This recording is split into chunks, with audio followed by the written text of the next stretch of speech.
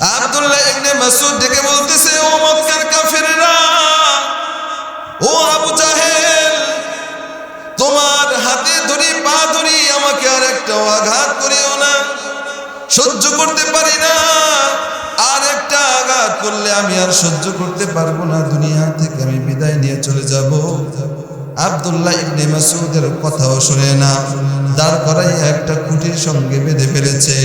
এই খুঁটির সঙ্গে বাঁধার পরে আব্দুল্লাহ ইবনে মাসউদকে আবু জাহেল এবার সামনে আসছে। আবু জাহেল নাম শুনছেন?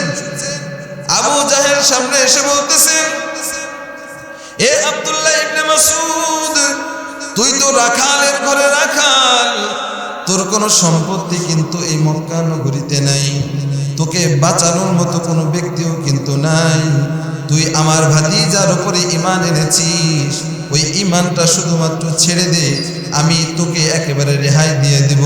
শুধু রেহাই দিব না, তোকে এত পরিমাণ সম্পদ দিয়ে দিব, জীবনে আর তোর কোনো দিন রাখালগিরি করা লাগবে না।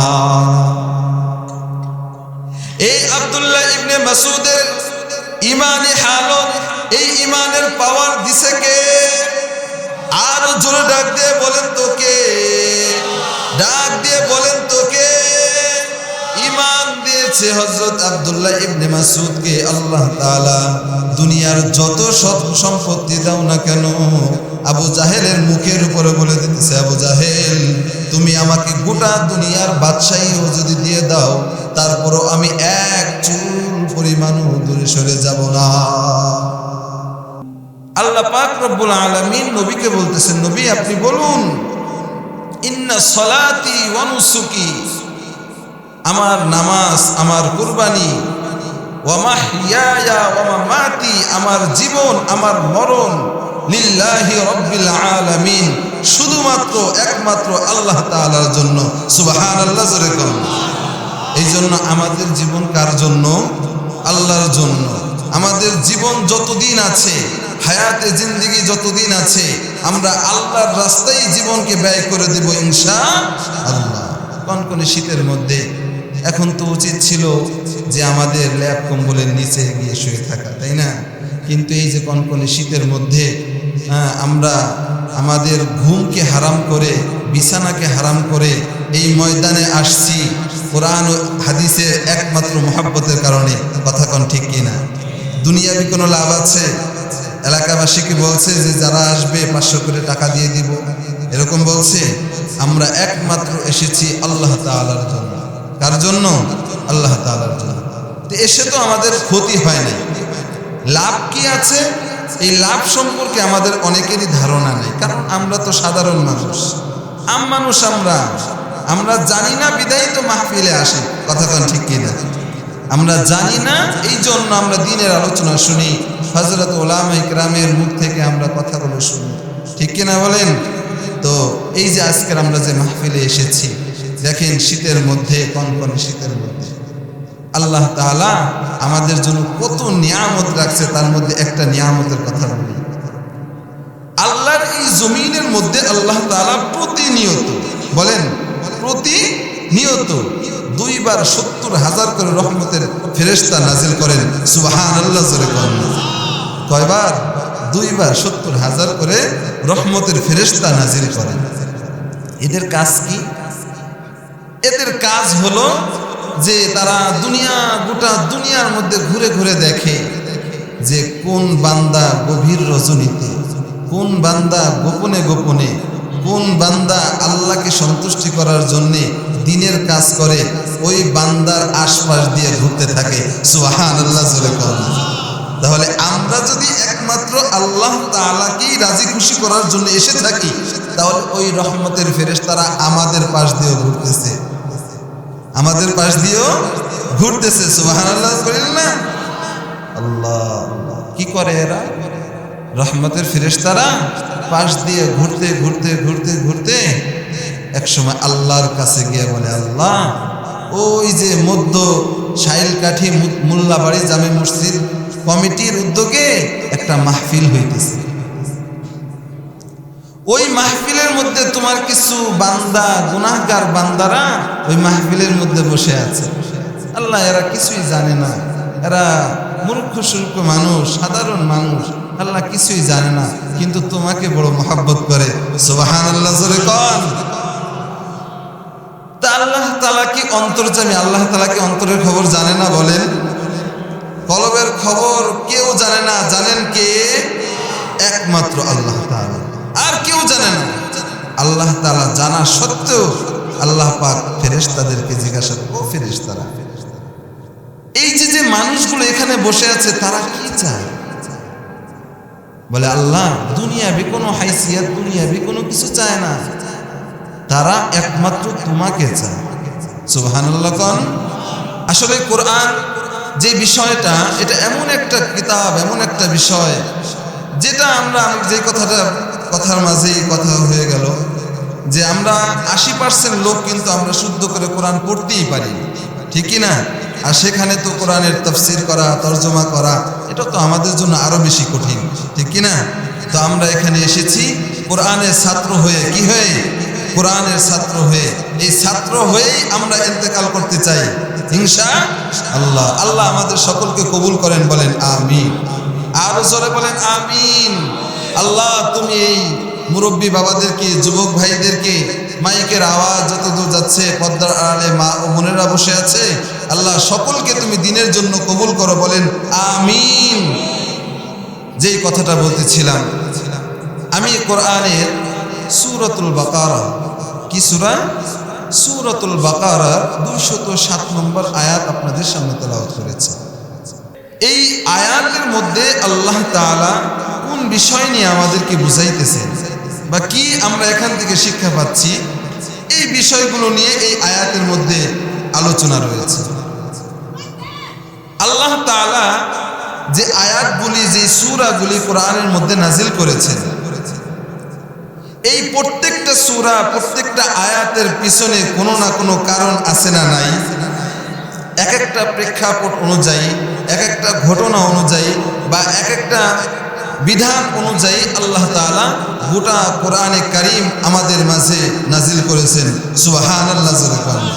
আল্লাহ নবী সাল্লাল্লাহু আলাইহি ওয়াসাল্লামের উপর এই কোরআন নাজিল করেছেন। তো যে আয়াতটা তেলাওয়াত করলাম, এই আয়াতের মধ্যে এই আয়াতটা নাজিলের একটা প্রেক্ষাপট আছে।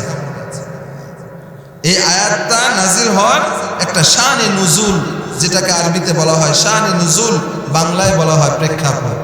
আমরা শুনবো তো ইনশাআল্লাহ। আল্লাহ আল্লাহ আমাদের সকলকে কবুল করেন, বলেন আমিন। এই প্রেক্ষাপটটা খুব গুরুত্বপূর্ণ একটা প্রেক্ষাপট, খুব গুরুত্বপূর্ণ একটা শানে নুজুল। আল্লাহ তাআলা মক্কার কাফেররা যখন আল্লাহ নবী সাল্লাল্লাহু আলাইহি ওয়াসাল্লামকে এত পরিমাণ জ্বালা যন্ত্রণা, এত পরিমাণ অত্যাচার শুরু করলেন যে অত্যাচার করতে করতে করতে করতে দেয়ালের সাথে পিঠ ঠেকে গেছে মুসলমানদের। আল্লাহ নবী সাল্লাল্লাহু আলাইহি ওয়াসাল্লাম পর্যন্ত ওই অত্যাচার থেকে রেহাই পায় নাই। এত পরিমাণ অত্যাচার ওই মক্কার কাফের মুশরিকরা করেছে। আল্লাহ নবী সাল্লাল্লাহু আলাইহি ওয়াসাল্লাম, এই আয়াতটা নাজিল হওয়ার একটা কারণ হলো আল্লাহ নবী সাল্লাল্লাহু আলাইহি ওয়াসাল্লাম মক্কা ছেড়ে মদিনায় হিজরত করে চলে গেছেন। মক্কা ছেড়ে কোথায় গেছেন? মদিনায় হিজরত করে চলে গেছেন। আহারে, যেই মাতৃভূমি, যেখানে আল্লাহ নবীর জন্ম, যেখানে বেড়ে ওঠা, যেখানে 40টা বছর তিনি পার করলেন, সেই জন্মভূমি ত্যাগ করে আল্লাহ নবী কোথায় গেছেন? মদিনায় হিজরত করে চলে গেছেন। সাহাবায়ে কেরামকে মাঝে মাঝে এমন নির্যাতন করেছে। কিছু সাহাবীর ঘটনা তো এমন আসে যেটা হৃদয় বিদারক, আমরা সহ্য করতে পারবো না, এই পরিমাণ কষ্ট সাহাবীদেরকে দিয়েছে। তার মধ্যে উল্লেখযোগ্য একজন সাহাবী হলেন হযরত আব্দুল্লাহ ইবনে মাসউদ রাদিয়াল্লাহু তাআলা আনহু। এই আব্দুল্লাহ ইবনে মাসউদ রাদিয়াল্লাহু তাআলা আনহু একবার কাবা শরীফের পাশে নামাজের মধ্যে দাঁড়াইয়া আল্লাহর কোরআনে কারীম তেলাওয়াত করতেছে। সুবহানাল্লাহ জোরে বলেন। মক্কার কাফের মুশরিকেরা মুসলমানদের কোনো কাজ তারা সহ্য করতে পারত না। মুসলমানরা ইবাদত করবে, এইগুলো তারা সহ্য করতে পারত না। এ মুসলমান, বুঝানোর জন্য বলি, হেদায়েতের মালিক আমার আল্লাহ মক্কার কাফের মুশরিকেরা আল্লাহর নবী সহ সাহাবীদেরকে এমন ভাবে জুলুম নির্যাতন করেছে গো,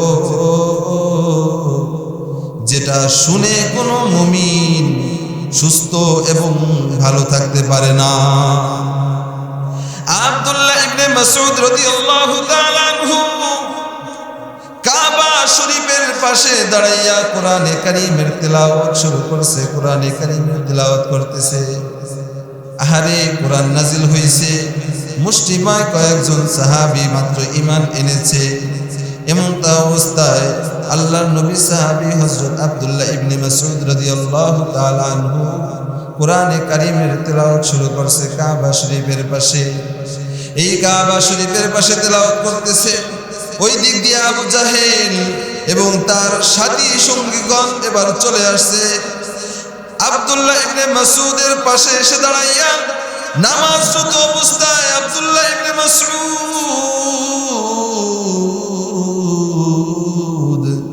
নামাজরত অবস্থায় দাঁড়ায় আছে। কাফের মুশরিকেরা এমন ভাবে নির্যাতন শুরু করছে, আব্দুল্লাহ ইবনে মাসউদকে এমন ভাবে মারপিট শুরু করছে যেন কেমন জানি জমিনের উপরে ছটফট ছটফট করতেছি। নাউজুবিল্লাহ।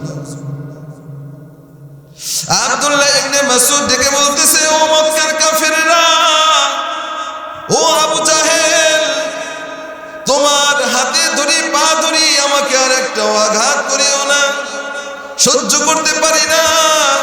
আর একটা আঘাত করলে আমি আর সহ্য করতে পারবো না, দুনিয়া থেকে আমি বিদায় নিয়ে চলে যাব। আব্দুল্লাহ ইবনে মাসউদের কথাও শুনে না, দাঁড় করাইয়া একটা খুঁটির সঙ্গে বেঁধে ফেলেছে।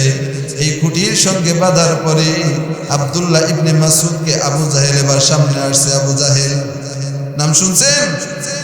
আবু জাহেল সামনে এসে বলতেছে, এ আব্দুল্লাহ ইবনে মাসউদ, তুই তো রাখালের ঘরে রাখাল, তোর কোনো সম্পত্তি কিন্তু এই মক্কা নগরীতে নাই, তোকে বাঁচানোর মতো কোনো ব্যক্তিও কিন্তু নাই। তুই আমার ভাতিজার উপরে ঈমান এনেছিস, ওই ঈমানটা শুধুমাত্র ছেড়ে দে, আমি তোকে একেবারে রেহাই দিয়ে দিব। শুধু রেহাই দিব না, তোকে এত পরিমাণ সম্পদ দিয়ে দিব, জীবনে আর তোর কোনো দিন রাখালগিরি করা লাগবে না। এই আব্দুল্লাহ ইবনে মাসউদের ঈমানি হালত, এই ঈমানের পাওয়ার দিছে কে? আর জোরে ডাক দিয়ে বলেন তো কে? ডাক দিয়ে বলেন তো কে? ঈমান দিয়েছে হযরত আব্দুল্লাহ ইবনে মাসউদকে আল্লাহ তাআলা। দুনিয়ার যত সম্পত্তি দাও না কেন, আবু জাহেলের মুখের উপরে বলে দিতেছে, আবু জাহেল, তুমি আমাকে গোটা দুনিয়ার বাদশাহীও যদি দিয়ে দাও, তারপরও আমি এক চুল পরিমাণও দূরে সরে যাব না, এক চুল পরিমাণও দূরে সরে যাব না। রাগে মাগে এবার ফায়ার হয়ে গেছে। নেতা না, আবু জাহেল তো নেতা, ফায়ার হয়ে গেছে। এরপরে বলতেছে, আরো একবার সুযোগ দিলাম, এবার একটু ভেবে চিন্তে বল।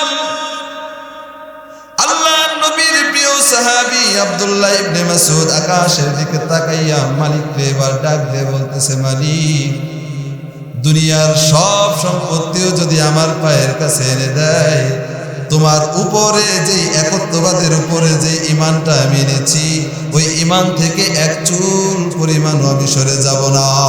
সুবহানাল্লাহ। ঈমানের পথে অবিচল থেকে আমার মরণ যেন হয়, ঈমানের পথে অবিচল থেকে আমার মরণ যেন হয়। কথা কোন ঠিক কিনা? আমরাও তো আল্লাহর কাছে দোয়া করি, আল্লাহ আমাদের ঈমানটা ঈমানি অবস্থায় তুমি মৃত্যু দিও, এই দোয়া করি কি করি না? এবং মৃত্যু পর্যন্ত এই দোয়াটাই আমরা করে যাব ইনশাআল্লাহ।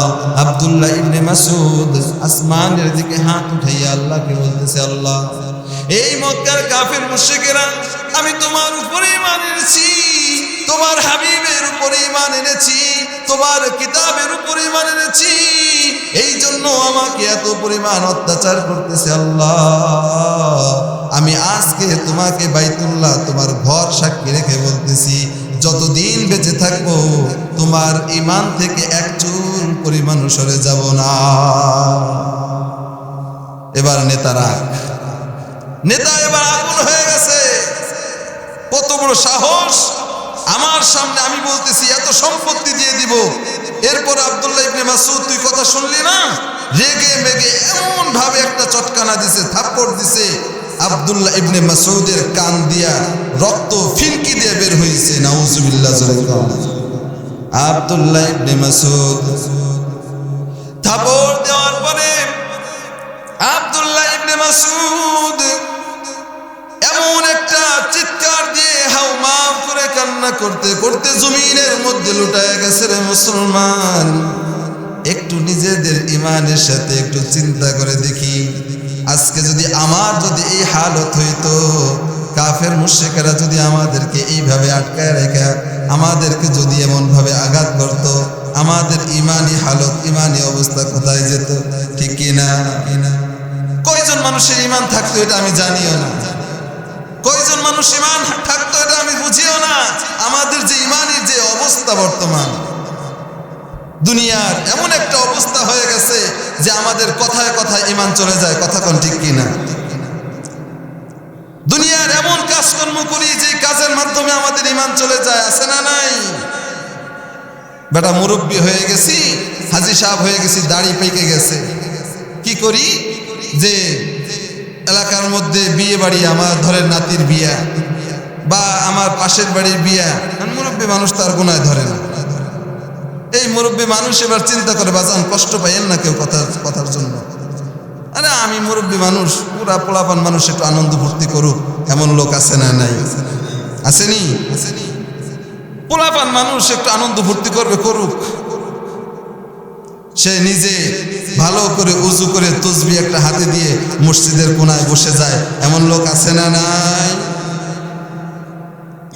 নিজের বালেক ছেলে, নিজের বালেক নাতি, নিজের বালেক মেয়ে, বালেগা স্ত্রী যাই আছে, এইগুলা সব রাতের বেলা ঘুমায় থাকে। বুড়া মানুষটা ভোর রাতে উঠে ঠান্ডা পানি দিয়ে উজু করে মসজিদে চলে আসে, কিন্তু ওই বালেক পুরুষ, বালেক নারীদেরকে একটাবার একটু ডাকও দেয় না। সারা রাত এত কষ্ট করছে, পোলাপান মানুষ, ও আর ঘুম থেকে উঠে কি করবে? বড় হইলে নামাজ পড়বে, এমন লোক আছে না নাই? আল্লাহ আমাদেরকে হেফাজত করেন। আমিন কন, আরো জোরে বলেন আমিন।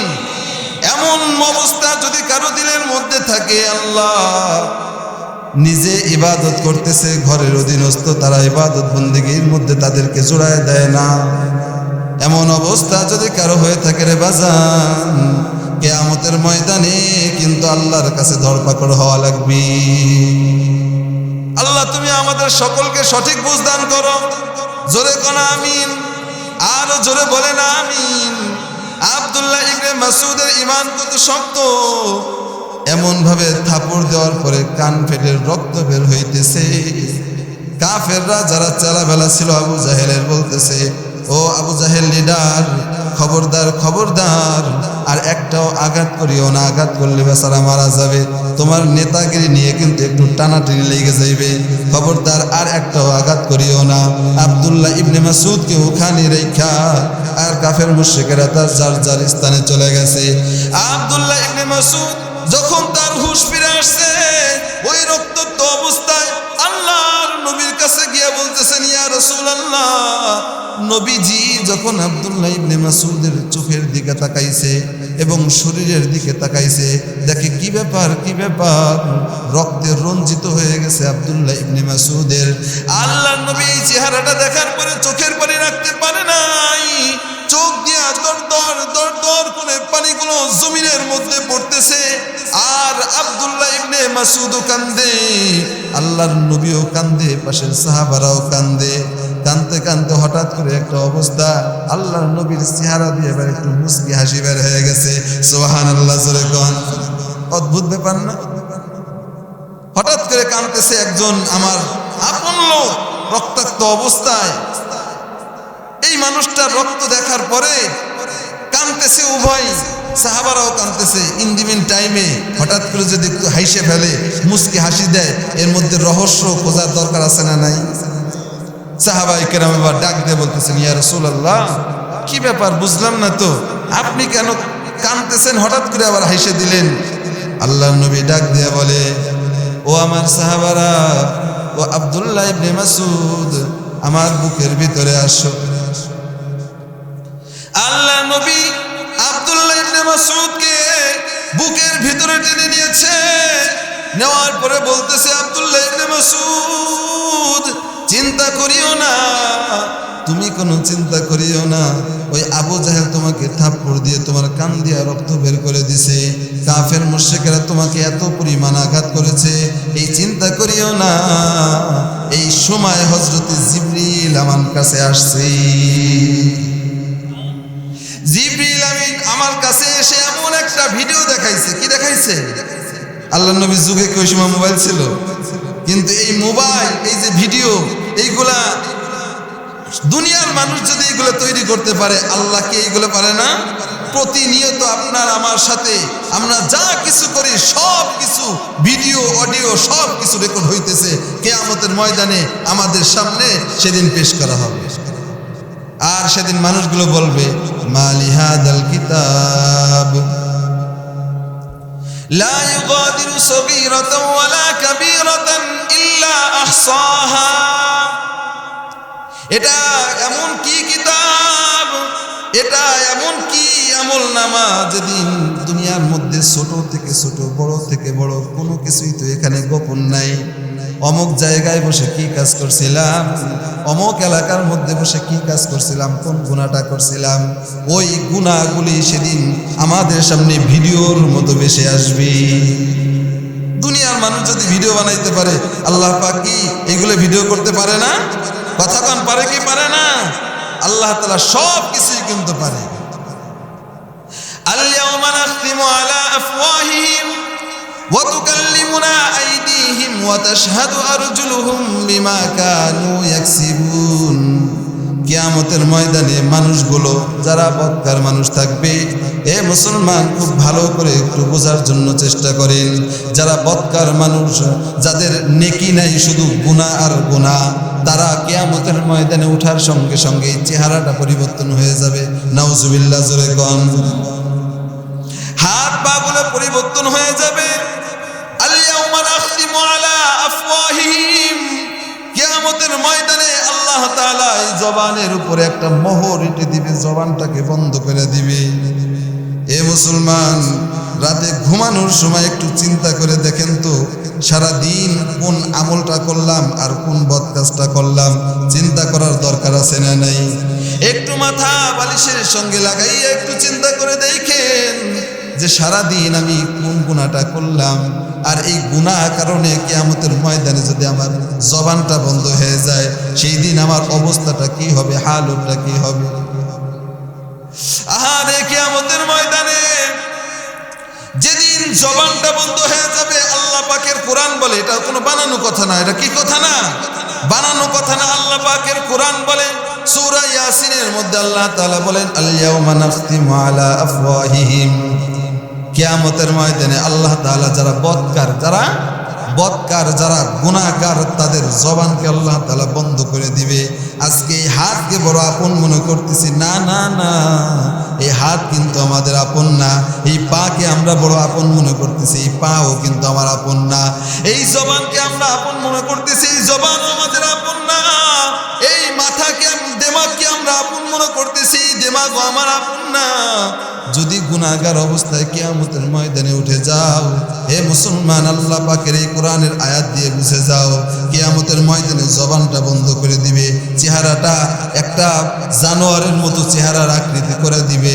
এরপর জবানটা যখন বন্ধ হয়ে যাবে, আল্লাহ পাক বলেন, আল-ইয়াওমা নাখতিমু আলা আফওয়াহিহিম, জবান বন্ধ হয়ে যাবে, ওয়া তুকাল্লিমুনা আইদিহিম, কিয়ামতের ময়দানে এই হাত তার পক্ষে বিপক্ষে সাক্ষী দিবে। হাত সাক্ষী দিবে সেদিন, হাতই সাক্ষী দিবে। এই হাত, যে হাত আমরা এত আপন মনে করি, শীতের দিনে একটু যদি খসখসে হয়ে যায় বা একটু ফেটে যায়, গ্লিসারিন, লোশন, আরো যত কিছু ক্রিম টিম আছে, মাখি কি মাখি না বলেন?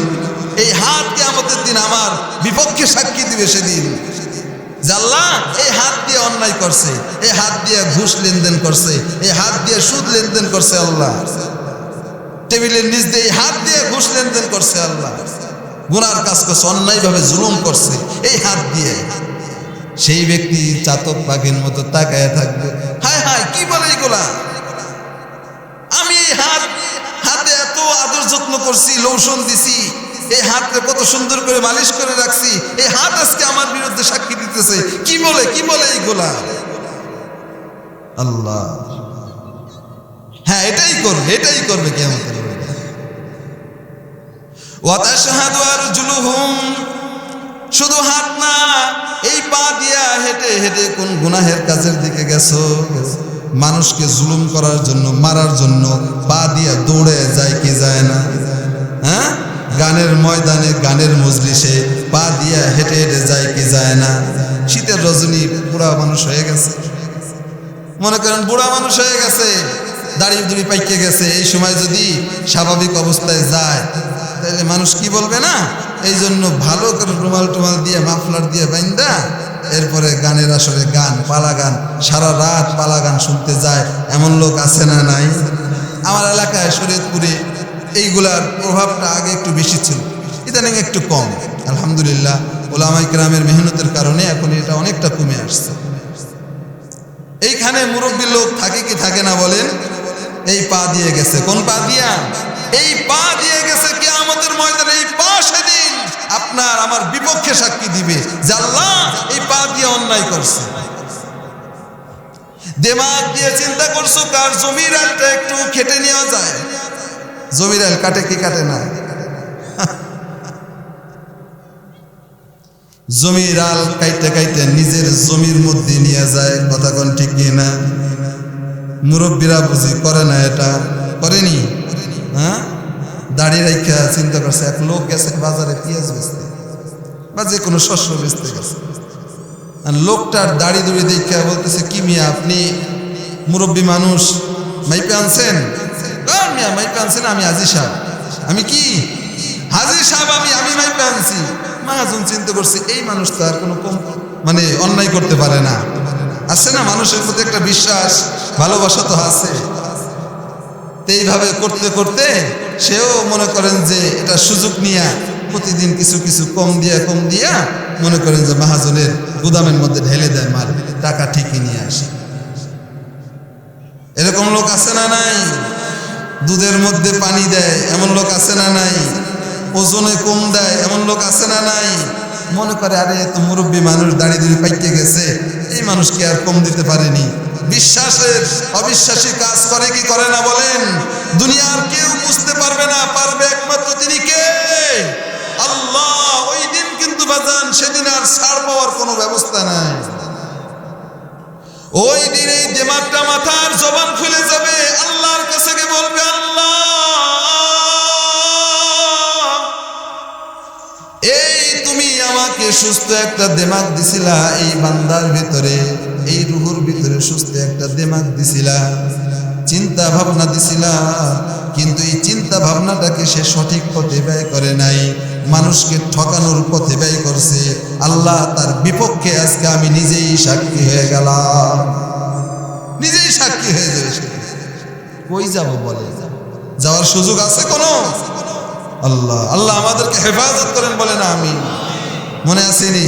ভুলে যান না আব্দুল্লাহ ইবনে মাসউদ, আল্লাহ রাসূল মুস্কি মুস্কি হাসতেছে। আব্দুল্লাহ ইবনে মাসউদ এবার চোখের পানি মুছে বলতেছেন, ইয়া রাসূলুল্লাহ, ইয়া হাবিবাল্লাহ, কোন কারণে আপনি হাসতেছেন আমাদেরকে একটু জানায় দিবেন নাকি? আল্লাহর নবী ডাক দিয়া বলতেছেন, ও আমার সাহাবায়ে কেরাম, আজকে তোমার উপরে যে আবু জাহেল অত্যাচার জুলুম করেছে, তোমাকে যে আঘাত করেছে, এই আবু জাহেলের শেষ পরিণতিটা কেমন হবে সেই ভিডিওটা আল্লাহ পাক আমাকে দেখায় দিয়েছে। আল্লাহ পাক ওই ভিডিওটা নিজেই দেখায় দিয়েছে। রাসূল খুশি হয়ে গেছে, ডেকে বলতেছেন আব্দুল্লাহ ইবনে মাসউদ, তোমার কান দিয়ে যে আবু জাহেল রক্ত ঝরাইছে, এই আবু জাহেলের শেষ পরিণতিটাই তোমার হাতেই কিন্তু জবাই হবে। আল্লাহু আকবার, জোরে গান। আল্লাহ পাক এই ভিডিও দেখাই দিয়েছে রাসূলুল্লাহ সাল্লাল্লাহু আলাইহি ওয়াসাল্লাম। ঠিকই বদরের যুদ্ধে আব্দুল্লাহ ইবনে মাসউদ সে নিজেই মুআজ এবং মাআজ যখন ওই আবু জাহেলকে যখন ঘোড়ার থেকে মানে মারার জন্য, কতল করার জন্য যখন নামায় ফেলাইছে, মারতে মারতে মুআজ মাআজ তো ছোট মানুষ, ওরা শুধু মারতেছে, শেষ পর্যন্ত আব্দুল্লাহ ইবনে মাসউদ সে সবাইকে ভেদ করে ওই আবু জাহেলকে গলার উল্টা পাশ দিয়ে জবাই করে জমিনের থেকে বিদায় করছে। সুবহানাল্লাহ। জুলুম করছো, শেষ পর্যন্ত ওই আব্দুল্লাহ ইবনে মাসউদের হাতেই জবাই হয়েছে।